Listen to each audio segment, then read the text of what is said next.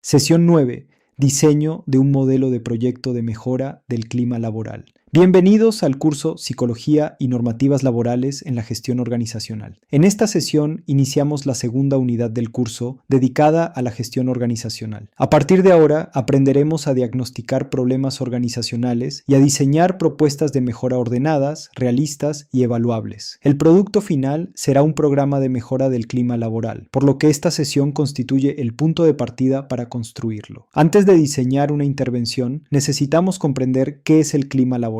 El clima laboral es la percepción que tienen los trabajadores sobre el ambiente en el que realizan sus actividades. Esa percepción se forma a partir de experiencias concretas, el estilo de liderazgo, la comunicación, el reconocimiento, la claridad de funciones, las relaciones entre compañeros, la carga de trabajo y las condiciones laborales. Dicho de manera sencilla, el clima laboral responde a una pregunta: ¿cómo se siente trabajar en esta organización? Dos empresas pueden tener normas similares, pero generar experiencias distintas. En una, los trabajadores pueden sentir apoyo, respeto y claridad. En otra, pueden percibir confusión, presión o falta de reconocimiento. Estas percepciones influyen en la motivación, el compromiso, el desempeño y la decisión de permanecer o abandonar la organización. Por esta razón, mejorar el clima laboral no significa simplemente organizar una actividad agradable. Una empresa puede decir: tenemos mal clima, hagamos una charla motivacional. La charla podría ser útil, pero no necesariamente resolverá el problema. Si el mal clima se origina en una jefatura autoritaria, funciones poco claras, sobrecarga o conflictos entre áreas, una actividad aislada tendrá un efecto limitado y temporal. Aquí aparece una diferencia fundamental. Una actividad aislada se realiza en un momento específico y puede no tener continuidad. Un proyecto de mejora, en cambio, parte de un problema identificado, establece objetivos, organiza acciones, define responsables, plantea un cronograma y utiliza indicadores para evaluar resultados. No se limitan a hacer algo, busca producir un cambio verificable. El primer paso de una intervención seria es el diagnóstico.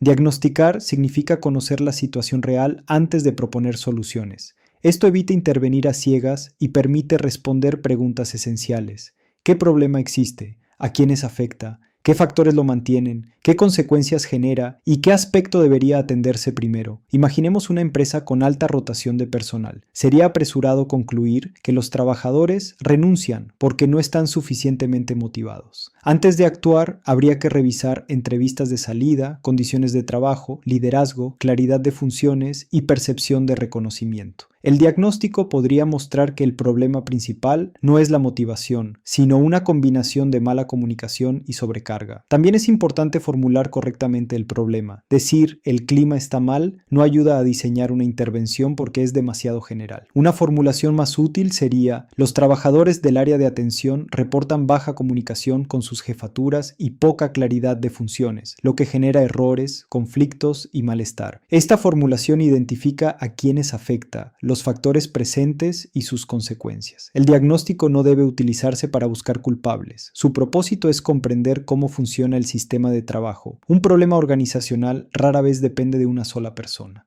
Puede relacionarse con normas confusas, procesos mal diseñados, liderazgo inconsistente, falta de recursos o prácticas mantenidas durante mucho tiempo. Por eso, un proyecto de mejora del clima laboral debe ser técnico y ético. Debe proteger la confidencialidad, evitar exponer innecesariamente a los trabajadores y utilizar la información con responsabilidad. Además, debe escuchar a las personas involucradas, porque quienes viven diariamente el trabajo pueden aportar datos que no aparecen en los documentos formales. La idea central de este primer bloque es clara: no existe una mejora seria sin diagnóstico. Antes de elegir talleres, capacitaciones o dinámicas, la organización necesita comprender el problema, establecer prioridades y reconocer qué cambios son realmente posibles. Solo así, una intervención puede dejar de ser una actividad aislada y convertirse en un proyecto coherente, viable y orientado al bienestar organizacional. Otro elemento importante en un proyecto de mejora del clima laboral es distinguir el rol del consultor, el capacitador y el facilitador. Aunque los tres pueden participar en una intervención, no realizan la misma función ni responden al mismo tipo de necesidad. El consultor analiza la situación organizacional, identifica problemas y propone alternativas de solución. Su trabajo comienza observando, escuchando y organizando información antes de recomendar acciones. Por ejemplo, si una empresa presenta alta rotación, el consultor no debería asumir de inmediato que el problema es la falta de compromiso. Primero, tendría que revisar entrevistas de salida, condiciones laborales, liderazgo, comunicación y claridad de funciones. Un buen consultor necesita criterio técnico, capacidad de análisis, escucha y prudencia. También debe formular propuestas viables, ajustadas a los recursos y características de la organización. No debería llegar con soluciones prediseñadas, prometer resultados imposibles ni culpar a una sola persona sin comprender el sistema completo.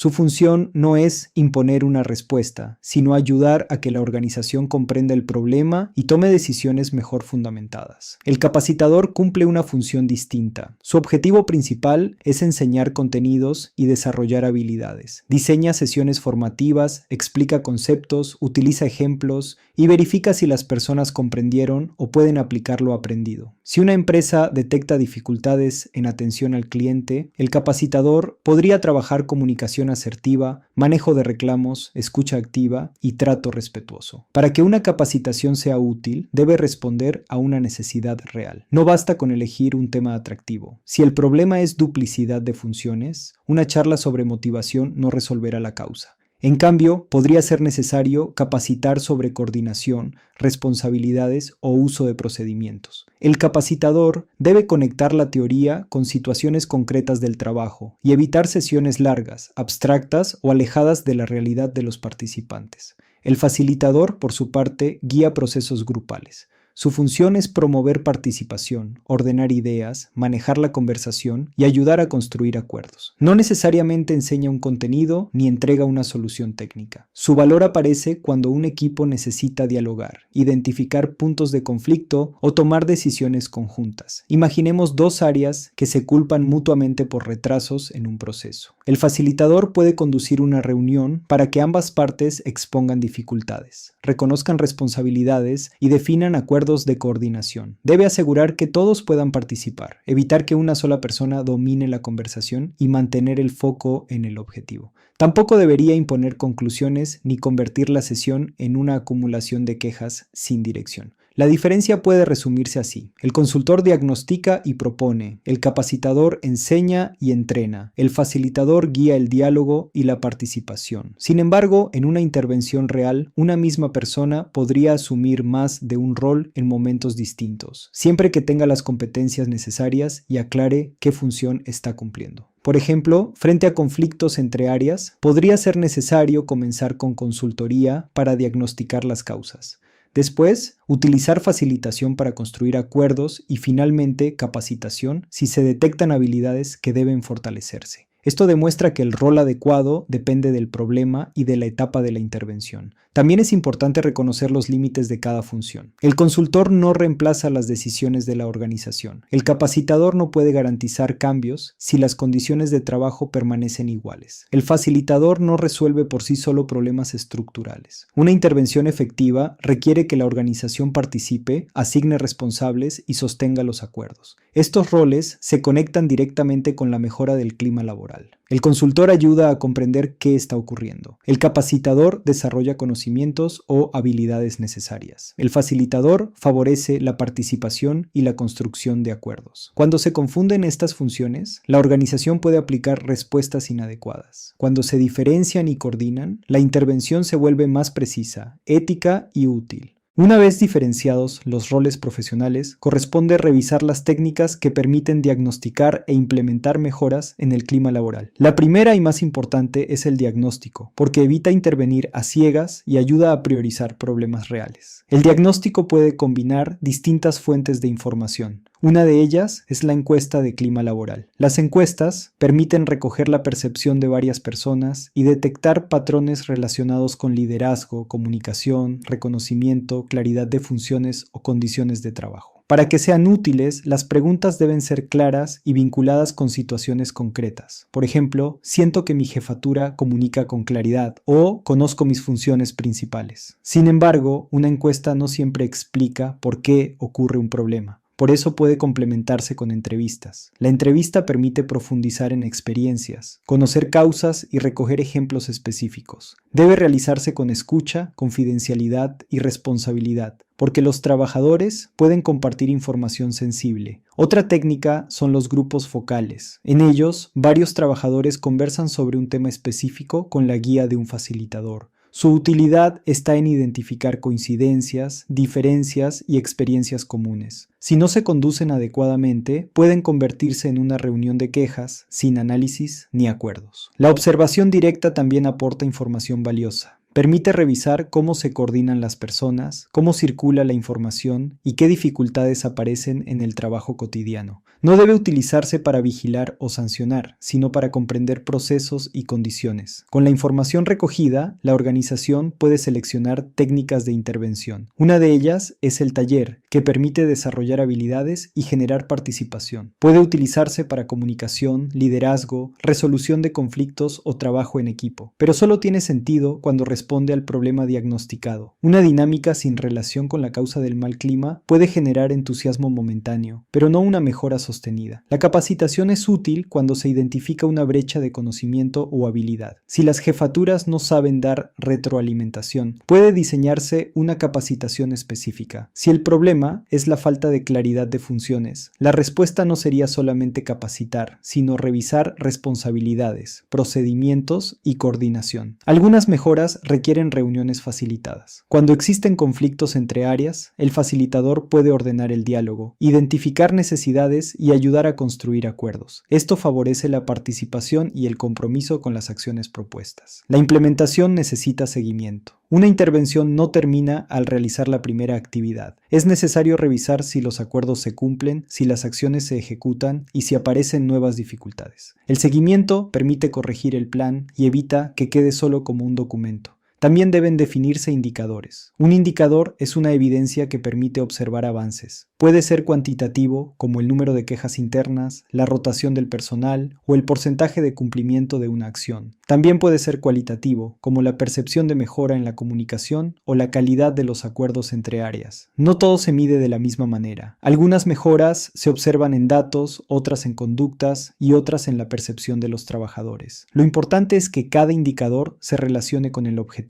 Si se busca mejorar la coordinación, no tendría sentido medir únicamente la asistencia a un taller. Sería más útil revisar el cumplimiento de acuerdos, la reducción de errores o la percepción de claridad entre áreas. La participación es transversal. Escuchar a los trabajadores mejora el diagnóstico, ayuda a diseñar acciones realistas y reduce la resistencia. Las soluciones impuestas suelen tener menos aceptación cuando quienes deciden no conocen las dificultades del trabajo cotidiano. En síntesis, una intervención puede utilizar encuestas, entrevistas, grupos focales, observación, talleres, capacitación, facilitación, seguimiento e indicadores. Ninguna técnica funciona de manera automática. Su utilidad depende de que responda al problema, se aplique con ética y forme parte de un proceso ordenado. La mejora del clima laboral no depende de hacer muchas actividades, sino de elegir las técnicas adecuadas y sostenerlas con coherencia. Las técnicas revisadas deben organizarse dentro de un proyecto de mejora. Un plan de intervención no necesita ser excesivamente complejo, pero sí debe ser claro, coherente, viable y evaluable. El primer elemento es el problema identificado. Debe describir una situación concreta, sustentada en evidencias y susceptible de mejora. Expresiones como "el clima está mal" son insuficientes porque no indican qué ocurre, a quién afecta ni cuáles son sus consecuencias. Una formulación más útil sería: los trabajadores del área de atención presentan dificultades de comunicación con sus jefaturas y poca claridad de funciones, lo que genera errores, conflictos y malestar. Esta redacción permite reconocer el grupo afectado, los factores involucrados y los efectos observables. El segundo elemento es el objetivo general. Indica el cambio principal que se espera alcanzar y debe responder directamente al problema. Por ejemplo, mejorar la comunicación interna y la claridad de funciones en el área de atención al cliente para fortalecer el clima laboral. Los objetivos específicos dividen esa finalidad en resultados más concretos. Pueden orientarse a identificar dificultades de comunicación, clarificar las funciones del área o fortalecer las habilidades de retroalimentación de las jefaturas.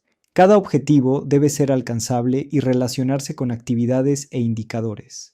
El plan también debe señalar la población beneficiaria. No siempre es posible intervenir en toda la organización. Puede dirigirse a un área, un equipo, determinadas jefaturas o trabajadores que participan en un mismo proceso. Delimitar la población permite organizar mejor los recursos y evitar propuestas demasiado amplias. Después se establecen las actividades. Son las acciones concretas mediante las cuales se busca alcanzar los objetivos. Pueden incluir una encuesta breve, entrevistas, una reunión de diagnóstico, un taller, la revisión de funciones, una capacitación o una sesión facilitada de acuerdos. Las actividades no deben aparecer como una lista desconectada. Cada una debe responder a un objetivo y a una causa identificada. Si el problema es la duplicidad de funciones, una actividad pertinente sería revisar responsabilidades y establecer acuerdos de coordinación. Una charla motivacional, por sí sola, no resolvería ese problema. Otro componente indispensable son los responsables. Cada acción debe señalar quién la coordina, quién la ejecuta y quién realiza el seguimiento.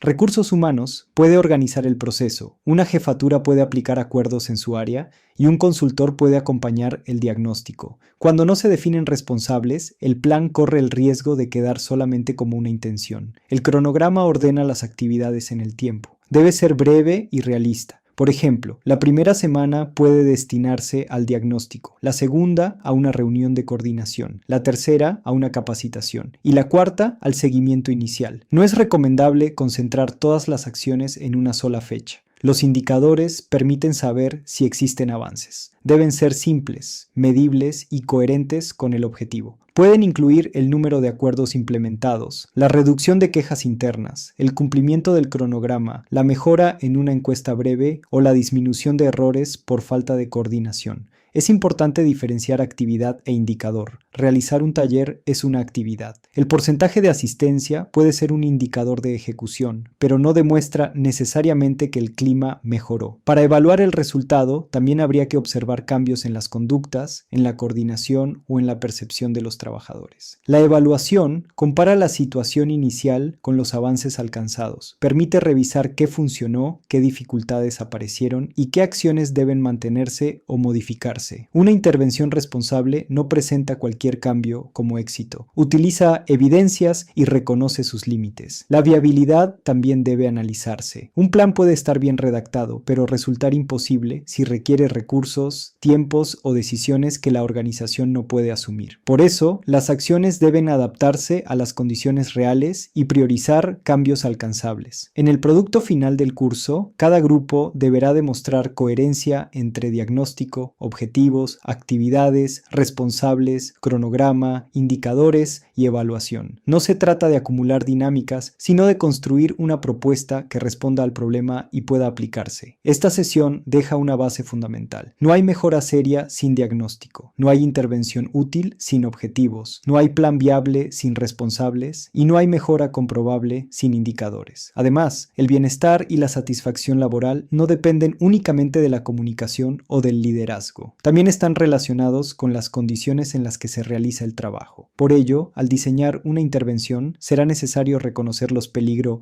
Sesión 10. Los riesgos laborales para la satisfacción laboral. La seguridad no es un tema separado del clima ni de la satisfacción laboral. Cuando una persona trabaja en un espacio donde percibe peligros constantes, falta de prevención o poca preocupación por su bienestar, es probable que disminuyan su confianza, su motivación y su compromiso con la organización. La satisfacción laboral es la valoración que realiza el trabajador sobre su experiencia en el trabajo. Incluye el salario, pero también el trato, la claridad de funciones, el reconocimiento, las relaciones laborales, las condiciones del puesto y la percepción de seguridad. Por eso, una organización que no gestiona sus riesgos puede afectar el bienestar incluso cuando ofrece otros beneficios. Para analizar correctamente una situación laboral es necesario diferenciar 4 conceptos: peligro, riesgo, consecuencia y control. El peligro es una fuente, condición o situación con capacidad de causar daño. Puede ser un cable expuesto, un piso mojado, una máquina sin protección, una sustancia química mal almacenada o una carga excesiva de trabajo. El riesgo es la posibilidad de que ese peligro produzca un daño.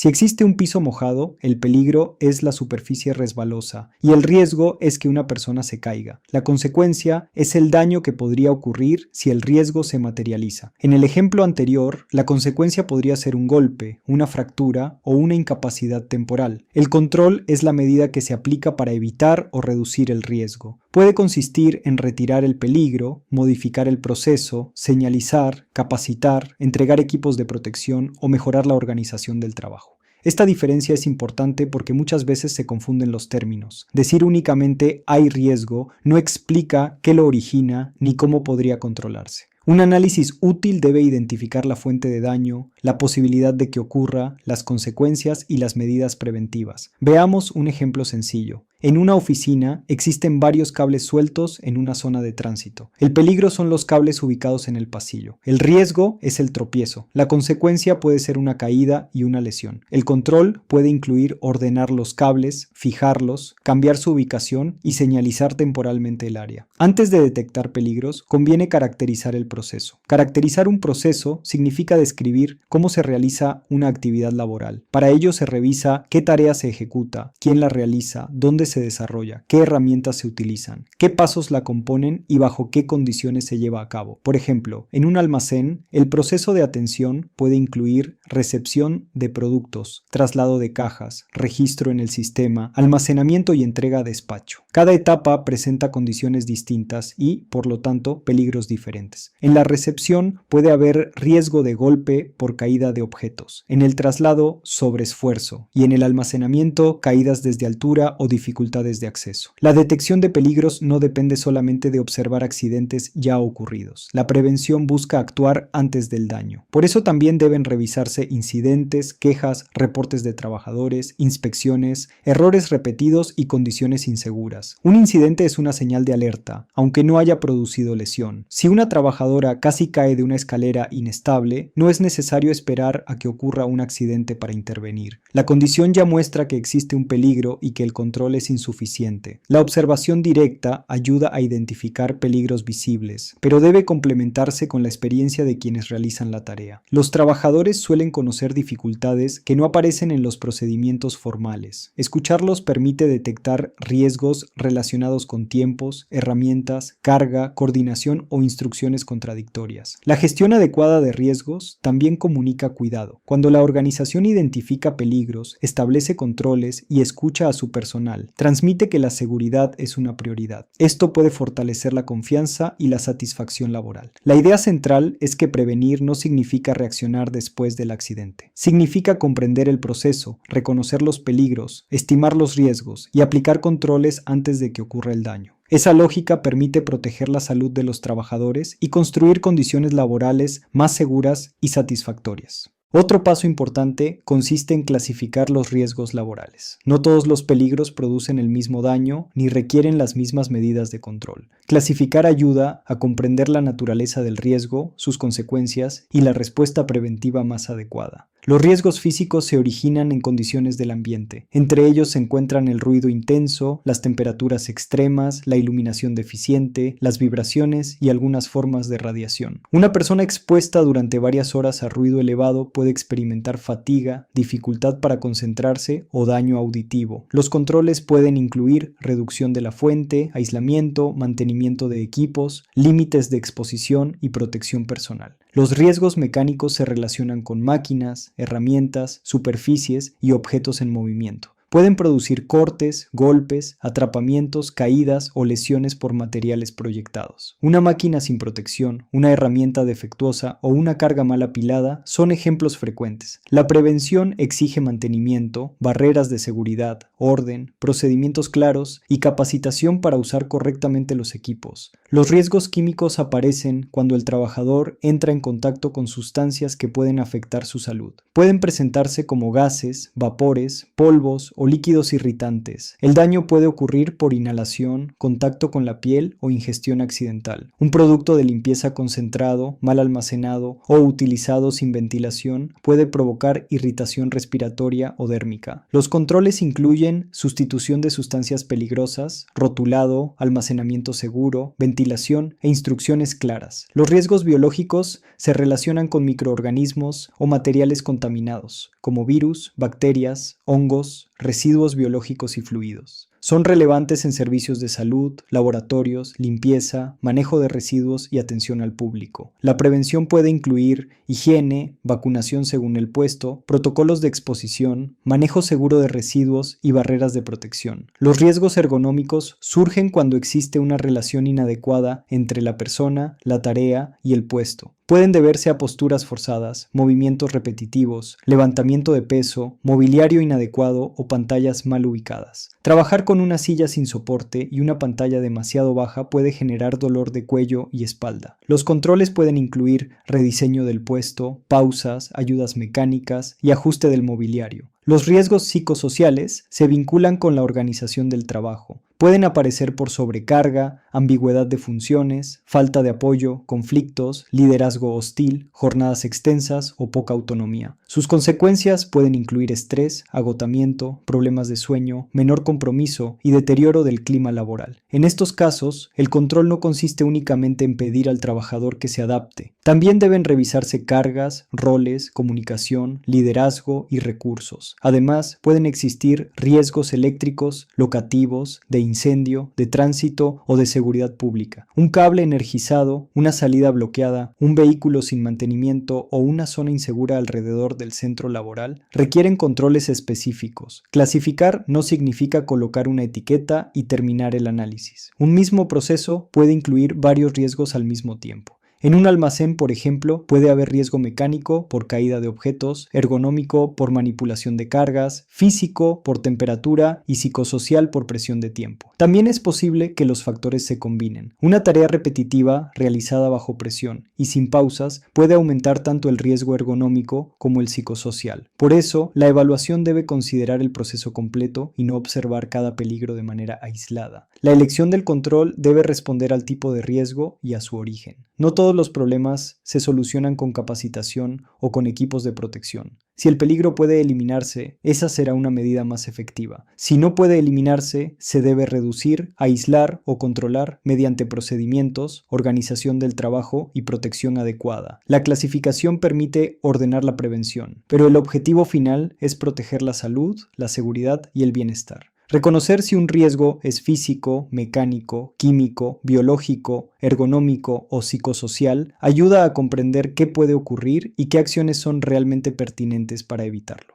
Una vez identificados y clasificados los riesgos, la organización necesita gestionarlos de manera ordenada. La gestión de riesgos consiste en identificar peligros, evaluar riesgos, establecer controles, aplicarlos y revisar si funcionan. Este proceso no ocurre una sola vez. Los puestos, equipos y condiciones de trabajo pueden cambiar. Por eso, la prevención requiere monitoreo. Revisar si los riesgos siguen controlados, si aparecen nuevas condiciones peligrosas o si las medidas adoptadas necesitan ajustes. El ciclo básico puede resumirse en 5 pasos: identificar peligros, evaluar riesgos, definir controles, implementarlos y monitorear los resultados. Una herramienta útil es el mapa de peligros. Es una representación visual del espacio de trabajo donde se ubican zonas, actividades o condiciones capaces de generar daño. Puede mostrar rutas de tránsito, máquinas, productos químicos, salidas de emergencia, áreas con ruido o zonas de almacenamiento. El mapa comunica riesgos de forma rápida, pero no reemplaza la evaluación. Señala dónde existe un peligro, aunque no siempre explica qué tan probable es el daño ni qué tan grave podría ser.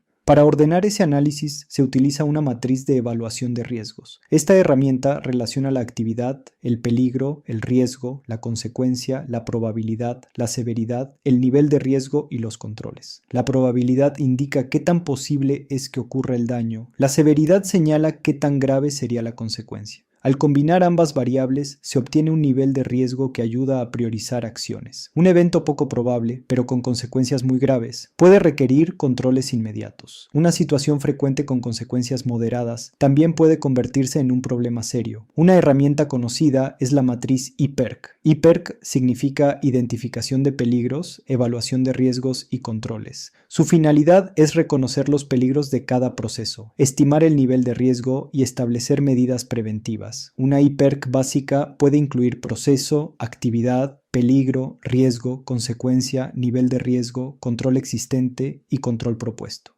Si el peligro se describe de manera vaga o el control no responde al problema, la matriz pierde valor. Veamos un ejemplo en oficina. La actividad consiste en desplazarse entre escritorios. El peligro son cables sueltos en una zona de paso, el riesgo es el tropiezo y la consecuencia puede ser una caída. Una señal temporal podría advertir, pero el control principal debería corregir la causa. Ordenar, fijar o reubicar los cables. En un almacén, la actividad puede ser el traslado manual de cajas. El peligro es la manipulación de una carga pesada. El riesgo es una lesión lumbar. Los controles pueden incluir límites de peso, técnica de levantamiento, apoyo de otra persona o equipos mecánicos. En limpieza, el peligro podría ser un producto químico concentrado. El riesgo sería la irritación por contacto o inhalación. Los controles pueden incluir sustituir el producto, mejorar la ventilación, rotularlo, explicar su uso y brindar protección adecuada. Estos ejemplos muestran que una IPERC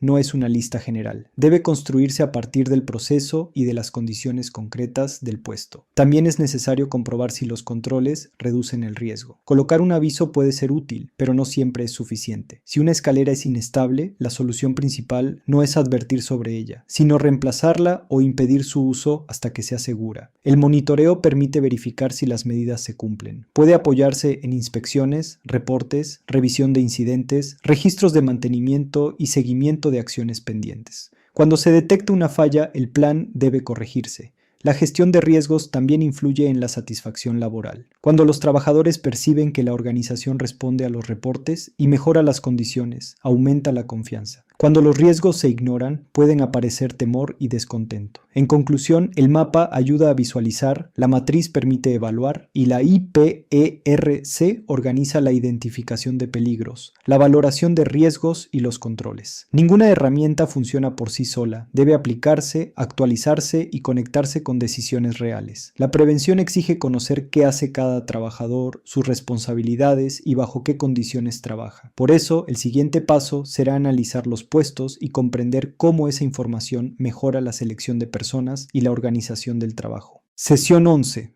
Gestión organizacional. Análisis de puesto y selección de personas. Toda organización necesita definir con claridad qué trabajo debe realizarse, quién debe hacerlo y qué resultados se esperan.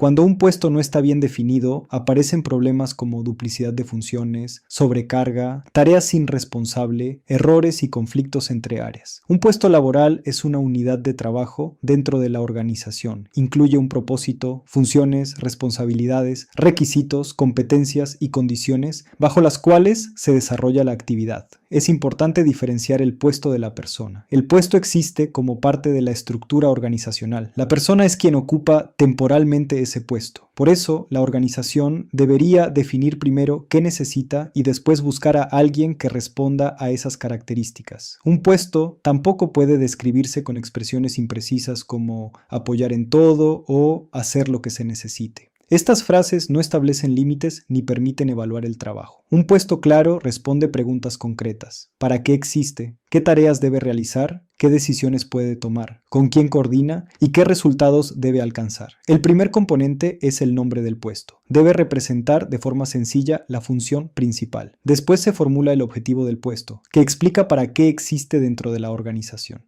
Por ejemplo, el objetivo de un asistente administrativo podría ser apoyar la gestión documentaria, la atención interna y la coordinación operativa del área. Esta formulación permite comprender la contribución general del puesto. Las funciones son las actividades principales que la persona debe realizar. Deben redactarse de forma concreta y observable. Algunos ejemplos serían registrar información en el sistema, atender consultas internas, elaborar reportes básicos o coordinar entregas con proveedores. Una función no es lo mismo que una competencia. Atender clientes es una función. Comunicarse con claridad es una competencia necesaria para cumplirla correctamente. Confundir ambos conceptos dificulta la elaboración del perfil. Las responsabilidades indican aquello por lo que la persona debe responder. Pueden incluir el manejo de información, el cumplimiento de plazos, la atención a usuarios, el uso de recursos y el reporte a la jefatura. Los requisitos son condiciones mínimas para ocupar el puesto. Pueden comprender formación, experiencia, conocimientos técnicos, disponibilidad y manejo de herramientas. No deberían formularse de manera exagerada ni incluir exigencias que no se relacionen con el trabajo real. Las competencias son capacidades que permiten desempeñar correctamente el puesto. Entre ellas pueden encontrarse organización, comunicación, atención al detalle, trabajo en equipo y resolución de problemas. También deben considerarse las condiciones laborales, horario, modalidad, ambiente, herramientas, nivel de presión, esfuerzo requerido y riesgos vinculados a la tarea. Este punto conecta el análisis de puesto con la prevención, porque no es posible evaluar adecuadamente un riesgo sin comprender cómo se realiza el trabajo. El análisis de puesto es el proceso de recoger y organizar toda esta información. Permite conocer qué se hace, cómo se hace, con qué recursos, bajo qué condiciones y qué características necesita la persona que ocupará el rol. Para analizar un puesto se pueden utilizar distintas fuentes: observación directa, entrevistas con el trabajador y la jefatura, revisión de documentos, procedimientos, indicadores y problemas frecuentes. Las preguntas deben centrarse en la realidad del trabajo. Por ejemplo, ¿qué actividades realiza diariamente? ¿Con quién coordina? ¿Qué decisiones toma? ¿Qué errores suelen ocurrir? ¿Qué conocimientos necesita? ¿Y qué resultados se esperan? Con esa información se construye el perfil de puesto. El perfil describe las características que debería tener la persona: formación, experiencia, conocimientos, competencias y condiciones necesarias. Después se elabora el descriptivo de puesto, que organiza la información central en un documento. Suele incluir nombre del puesto, área, jefe inmediato, objetivo, funciones, responsabilidades, requisitos, competencias y condiciones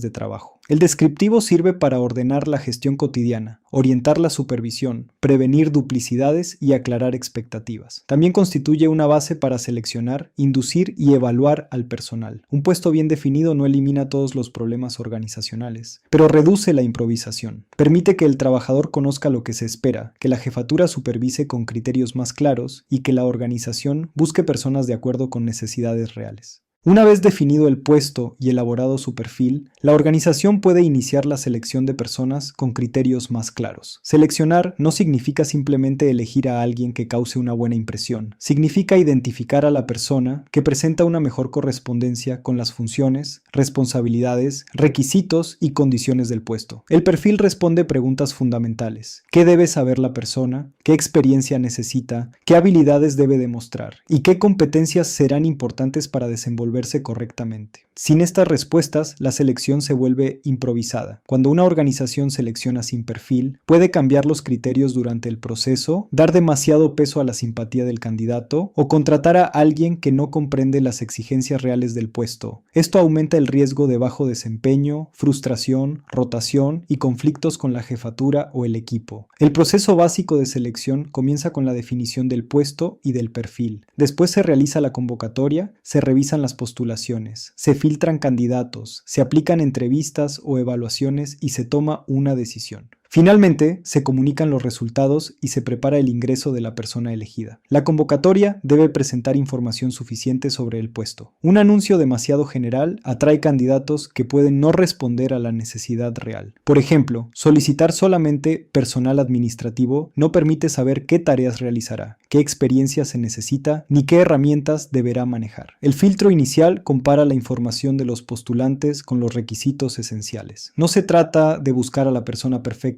sino de identificar quienes cumplen las condiciones mínimas para continuar. También conviene diferenciar los requisitos indispensables de aquellos que pueden aprenderse después. La entrevista permite explorar experiencia, motivación, conocimientos y competencias vinculadas con el puesto. Las preguntas deben relacionarse con situaciones concretas. Para un puesto de atención al cliente, podría preguntarse: cuéntame una situación en la que atendiste a una persona molesta. ¿Qué ocurrió y cómo respondiste? Esta pregunta ofrece más información que preguntar únicamente si el candidato se considera paciente. Las respuestas deben analizarse con criterios previamente establecidos. Si cada entrevistador valora aspectos distintos, la decisión puede depender de preferencias personales. Utilizar una guía de entrevista y una matriz sencilla de evaluación ayuda a comparar candidatos de manera más ordenada. Según el puesto, también pueden emplearse pruebas técnicas, ejercicios prácticos, casos breves o revisión de referencias. Una persona que postula a un cargo administrativo podría resolver una tarea de organización de documentos. Para un puesto de ventas, podría analizarse una situación de atención o manejo de objeciones. No todas las evaluaciones son necesarias en todos los procesos. Deben elegirse según las exigencias del puesto. Aplicar pruebas sin relación con las funciones aumenta el tiempo del proceso sin mejorar necesariamente la decisión. También deben evitarse sesgos. Un candidato puede parecerse al entrevistador, compartir intereses o comunicarse con mucha seguridad y, aún así, no cumplir el perfil. Del mismo modo, una persona más reservada puede tener los conocimientos y competencias necesarias. La decisión debe basarse en evidencia relacionada con el puesto y no solamente en una impresión general. La adecuación persona-puesto implica revisar si existe correspondencia entre las características del candidato y las exigencias laborales. Esto incluye conocimientos y competencias, pero también horarios, condiciones, nivel de responsabilidad y expectativas. Si estas condiciones no se explican, la persona puede aceptar sin comprender completamente el trabajo. El análisis de puesto también permite prevenir la sobrecarga y la duplicidad. Imaginemos que una empresa contrata a alguien para apoyar en administración y después le asigna caja, atención al cliente, compras, archivo y redes sociales. El problema no es necesariamente la capacidad del trabajador, sino la falta de definición del puesto. Una selección bien organizada no garantiza por sí sola el desempeño futuro, pero reduce la improvisación y mejora la posibilidad de encontrar una persona adecuada. La organización debe comunicar con honestidad las funciones, evaluar con criterios y registrar las razones de su decisión. La secuencia es clara. Primero se analiza el puesto, después se construye el perfil y luego se selecciona. El puesto indica qué necesita la organización. El perfil define qué características debe tener la persona y la selección permite comparar candidatos con esos criterios. Sin embargo, el proceso no termina cuando la persona acepta la propuesta. Incluso un candidato correctamente seleccionado puede sentirse desorientado. Sesión 12. Gestión organizacional, de la inducción al onboarding. Seleccionar correctamente a una persona no garantiza que su ingreso a la organización sea exitoso. Después de elegir al candidato comienza una nueva etapa. Ayudarlo a comprender el puesto, adaptarse al equipo y aprender cómo funciona realmente la organización. La selección consiste en elegir a la persona que presenta una mejor correspondencia con el perfil del puesto. La integración, en cambio, busca que esa persona pueda incorporarse de manera progresiva a sus funciones, relaciones y condiciones de trabajo. Una contratación adecuada puede fracasar cuando el trabajador llega y nadie le explica qué debe hacer, a quién debe consultar o cómo se realizan los procedimientos. Esta desorientación puede generar ansiedad, errores, dependencia excesiva de los compañeros y una mala impresión inicial. La inducción es el proceso mediante el cual una organización orienta al nuevo trabajador sobre su puesto, sus funciones, las normas y el entorno laboral. En palabras sencillas, responde preguntas básicas. ¿Qué debo hacer? ¿Cómo debo hacerlo? ¿Con quién debo coordinar? ¿Qué reglas debo respetar? ¿Y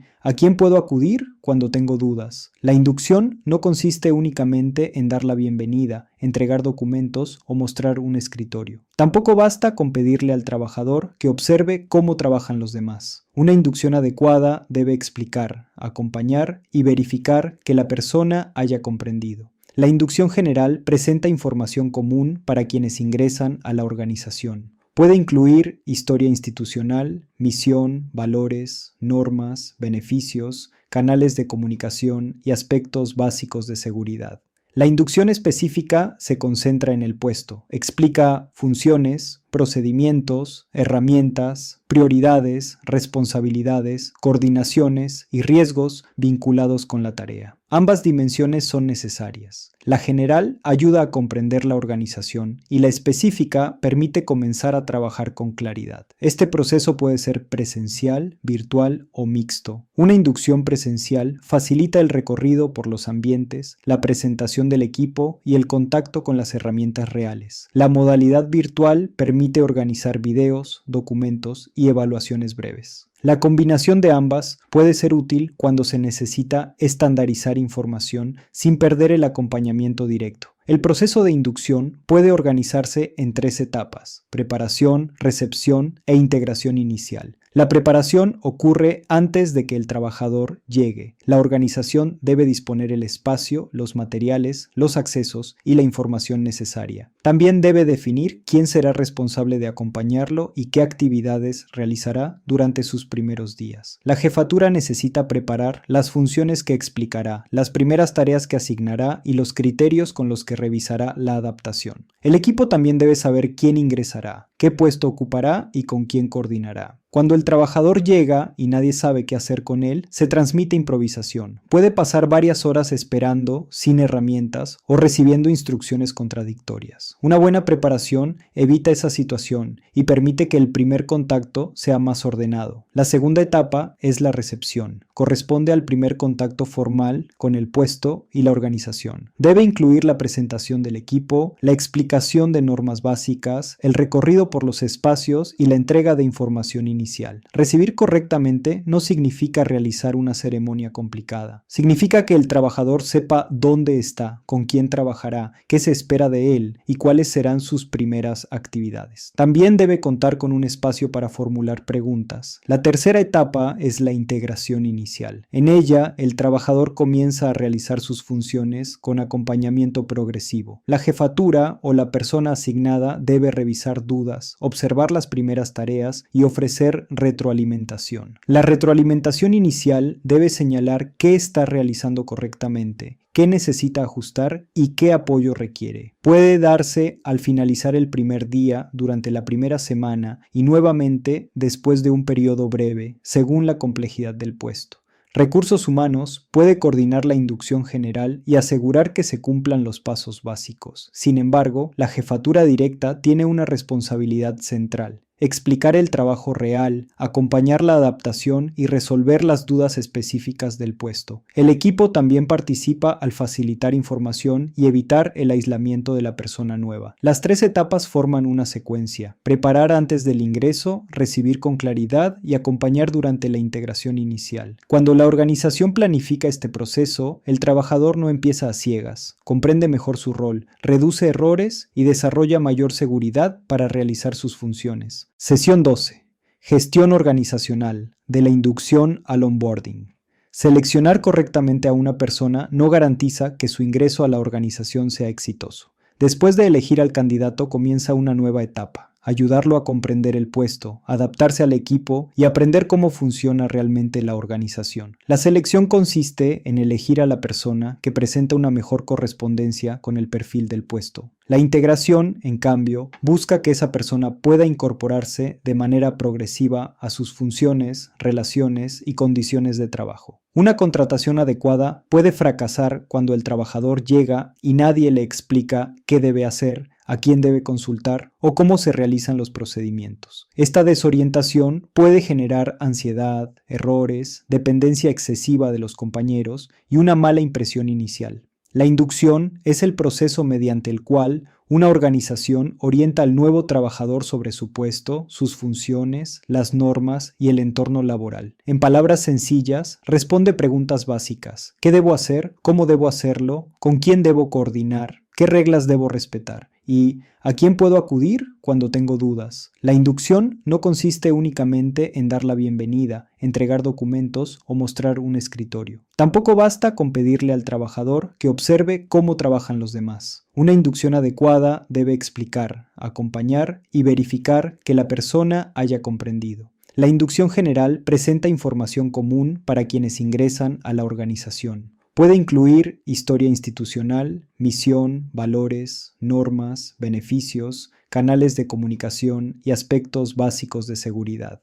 La inducción específica se concentra en el puesto, explica funciones, procedimientos, herramientas, prioridades, responsabilidades, coordinaciones y riesgos vinculados con la tarea. Ambas dimensiones son necesarias. La general ayuda a comprender la organización y la específica permite comenzar a trabajar con claridad. Este proceso puede ser presencial, virtual o mixto. Una inducción presencial facilita el recorrido por los ambientes, la presentación del equipo y el contacto con las herramientas reales. La modalidad virtual permite organizar videos, documentos y evaluaciones breves. La combinación de ambas puede ser útil cuando se necesita estandarizar información sin perder el acompañamiento directo. El proceso de inducción puede organizarse en 3 etapas: preparación, recepción e integración inicial. La preparación ocurre antes de que el trabajador llegue. La organización debe disponer el espacio, los materiales, los accesos y la información necesaria. También debe definir quién será responsable de acompañarlo y qué actividades realizará durante sus primeros días. La jefatura necesita preparar las funciones que explicará, las primeras tareas que asignará y los criterios con los que revisará la adaptación. El equipo también debe saber quién ingresará, qué puesto ocupará y con quién coordinará. Cuando el trabajador llega y nadie sabe qué hacer con él, se transmite improvisación. Puede pasar varias horas esperando, sin herramientas, o recibiendo instrucciones contradictorias. Una buena preparación evita esa situación y permite que el primer contacto sea más ordenado. La segunda etapa es la recepción. Corresponde al primer contacto formal con el puesto y la organización. Debe incluir la presentación del equipo, la explicación de normas básicas, el recorrido por los espacios y la entrega de información inicial.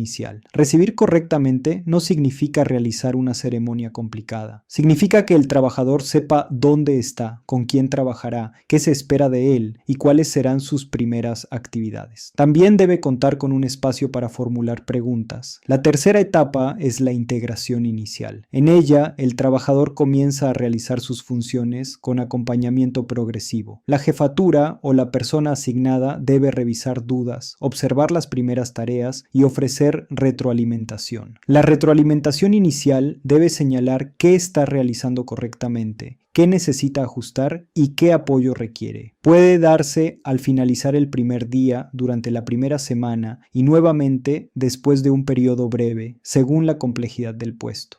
Recursos Humanos puede coordinar la inducción general y asegurar que se cumplan los pasos básicos. Sin embargo, la jefatura directa tiene una responsabilidad central: explicar el trabajo real, acompañar la adaptación y resolver las dudas específicas del puesto. El equipo también participa al facilitar información y evitar el aislamiento de la persona nueva. Las 3 etapas forman una secuencia: preparar antes del ingreso, recibir con claridad y acompañar durante la integración inicial. Cuando la organización planifica este proceso, el trabajador no empieza a ciegas, comprende mejor su rol, reduce errores y desarrolla mayor seguridad para realizar sus funciones. Sesión 13. El cambio y desarrollo organizacional. Las organizaciones cambian porque necesitan adaptarse, resolver problemas o mejorar su manera de trabajar. Sin embargo, no todo cambio representa una mejora. Cuando se impone sin preparación, puede generar confusión, resistencia y pérdida de confianza. El cambio organizacional es el proceso mediante el cual una organización modifica su estructura, sus procesos, su tecnología, sus normas o sus formas de relación. Puede ser interno, cuando surge por decisiones propias, o externo, cuando responde a nuevas regulaciones, competencia, tecnología o exigencias del mercado. Un cambio interno podría ser una nueva jefatura, la reorganización de áreas o la modificación de un procedimiento. Un cambio externo podría ser la necesidad de adaptarse a una norma o a nuevas expectativas de los clientes. También es importante diferenciar cambio y desarrollo organizacional. El cambio puede ser puntual, como sustituir un sistema de asistencia.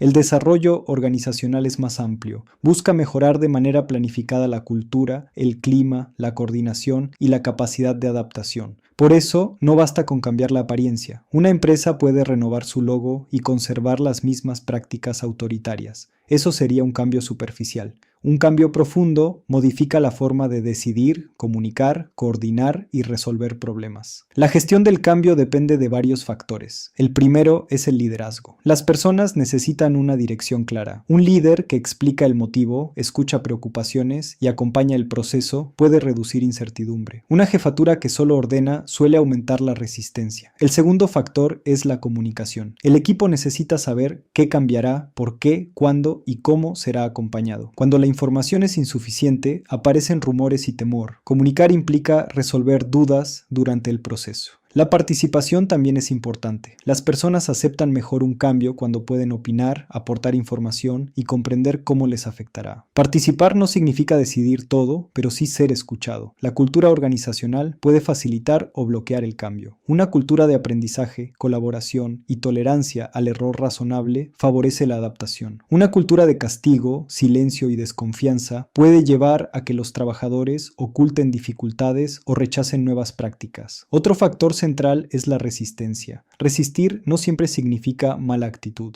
Puede expresar miedo a perder estabilidad, falta de información, experiencias negativas o preocupación por una mayor carga de trabajo. La resistencia puede ser abierta cuando la persona manifiesta su desacuerdo o silenciosa cuando evita reuniones, retrasa tareas o continúa usando el procedimiento anterior. Ignorar estas señales no elimina el problema, solo lo vuelve menos visible. El cambio también necesita objetivos claros. Expresiones como modernizar la empresa son demasiado generales. Un objetivo más útil sería reducir errores de registro mediante un sistema digital de asistencia durante el próximo mes. Así se entiende qué se busca y cómo evaluar el avance. Además, se requieren recursos. No es razonable exigir una herramienta nueva sin capacitación, tiempo, soporte o responsables definidos. Cuando se pide cambiar sin brindar condiciones, la frustración aumenta. Todo cambio puede afectar distintas dimensiones. La dimensión humana incluye emociones, aprendizajes y adaptación. La estructural comprende áreas, jerarquías y responsabilidades. La tecnológica incorpora sistemas o herramientas. La cultural modifica valores y hábitos. La dimensión de procesos cambia la forma de realizar las actividades. Estas dimensiones suelen estar conectadas. Implementar una plataforma digital no es solo un cambio tecnológico. También puede modificar funciones, tiempos, coordinación y hábitos. Si se atiende únicamente la herramienta y se ignora a las personas, el cambio puede fracasar. La gestión del cambio exige comprender la situación completa. No se trata solo de dar una orden, sino de preparar, comunicar, acompañar y evaluar. La resistencia debe entenderse, los objetivos deben ser claros y los recursos deben estar disponibles. La idea central es que el cambio organizacional necesita dirección y sentido. Cuando se gestiona con liderazgo, comunicación, participación y apoyo, puede convertirse en una oportunidad de aprendizaje. Cuando se impone sin preparación, puede deteriorar el clima y hacer que la organización vuelva a sus prácticas anteriores. Una vez comprendidos los factores y dimensiones del cambio, necesitamos una forma ordenada de conducirlo. El modelo de Kurt Lewin propone 3 etapas: descongelar, cambiar y recongelar. Descongelar significa preparar a la organización para dejar una forma anterior de trabajar. No se trata de eliminar de inmediato lo existente, sino de mostrar por qué el cambio es necesario, qué problema busca resolver y qué ocurriría si todo continúa igual. En esta etapa se explica el motivo, se escuchan resistencias y se preparan recursos. Si una empresa desea reemplazar un registro manual por un sistema digital, primero debe mostrar los errores, retrasos o dificultades del sistema actual. Un error frecuente es imponer la decisión sin explicar nada. Cuando esto ocurre, aumentan los rumores, la desconfianza y la percepción de amenaza. Descongelar no significa convencer a todos de inmediato, pero sí crear condiciones para que las personas comprendan el cambio. La segunda etapa es cambiar. Aquí se implementa la nueva forma de trabajo mediante capacitación, pruebas piloto, acompañamiento, resolución de dudas y ajustes iniciales. Cambiar no consiste solamente en activar una herramienta o emitir una orden.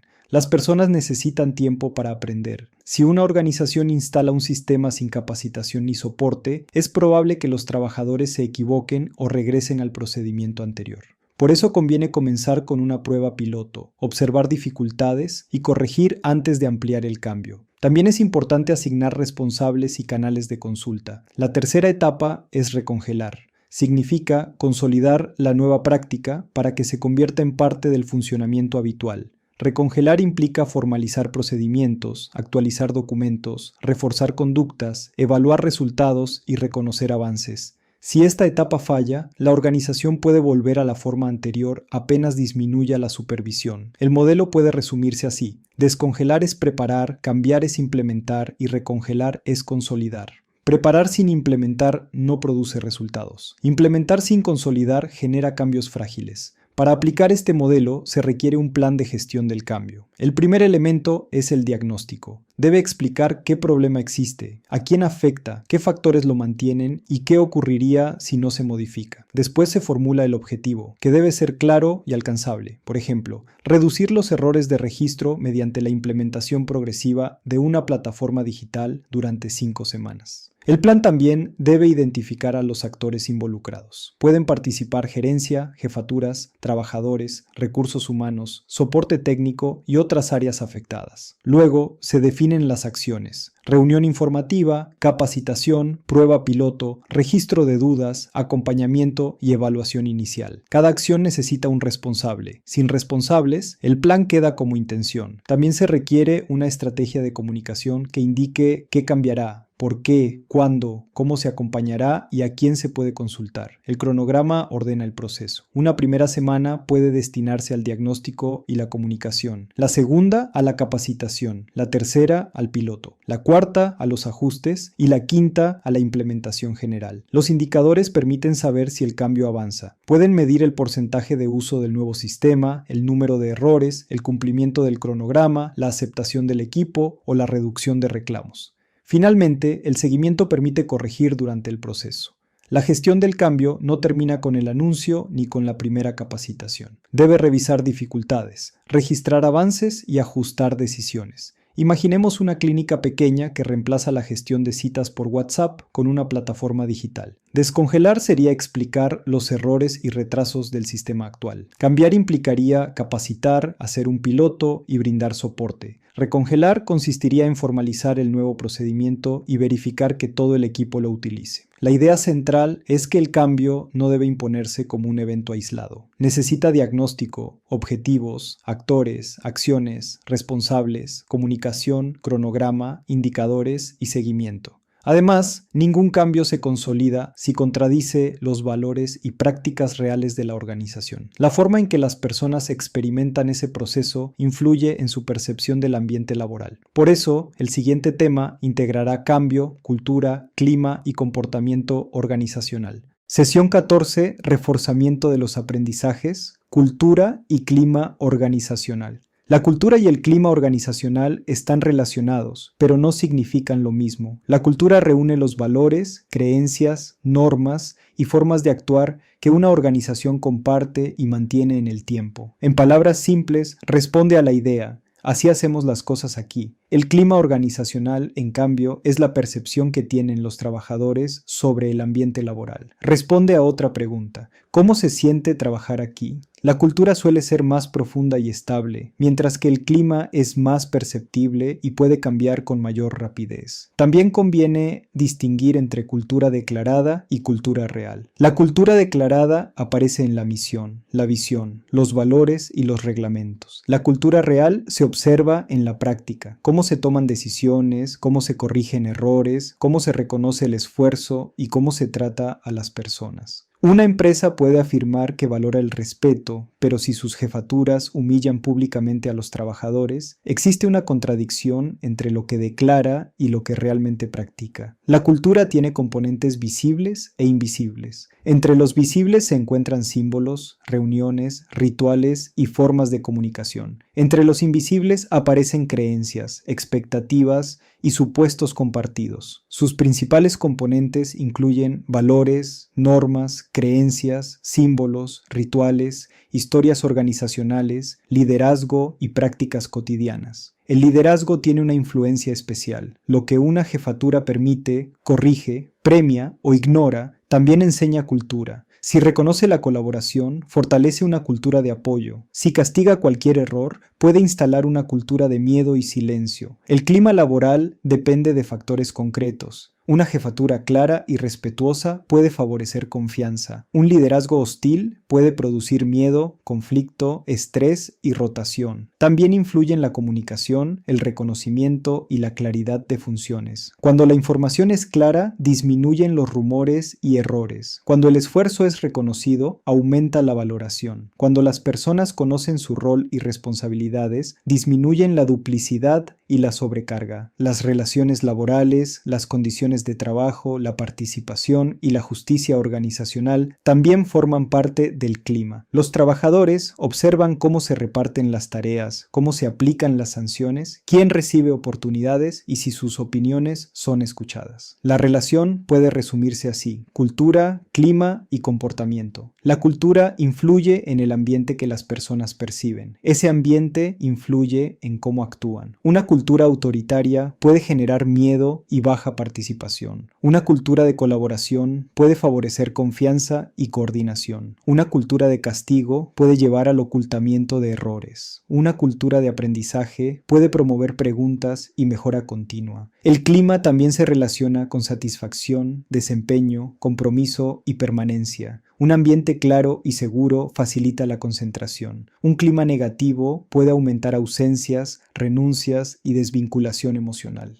Además, el mal liderazgo, la sobrecarga, el conflicto y la ambigüedad de funciones pueden convertirse en riesgos psicosociales. Por eso, cultura y clima afectan directamente el bienestar y el funcionamiento de la organización. Esta sesión integra los aprendizajes de la unidad 2. El proyecto de mejora del clima laboral debe partir de un diagnóstico claro, reconocer los factores afectados, identificar elementos culturales relacionados y proponer acciones coherentes. No basta con escribir que el clima está mal, es necesario explicar qué ocurre, a quién afecta, qué evidencias existen y qué consecuencias se observan. Las acciones deben responder al diagnóstico. Si el problema es falta de coordinación, una charla motivacional será insuficiente. Una acción más coherente sería establecer reuniones breves con acuerdos, responsables y seguimiento. También deben definirse indicadores, como número de quejas, cumplimiento de acuerdos, percepción de comunicación, rotación o claridad de funciones.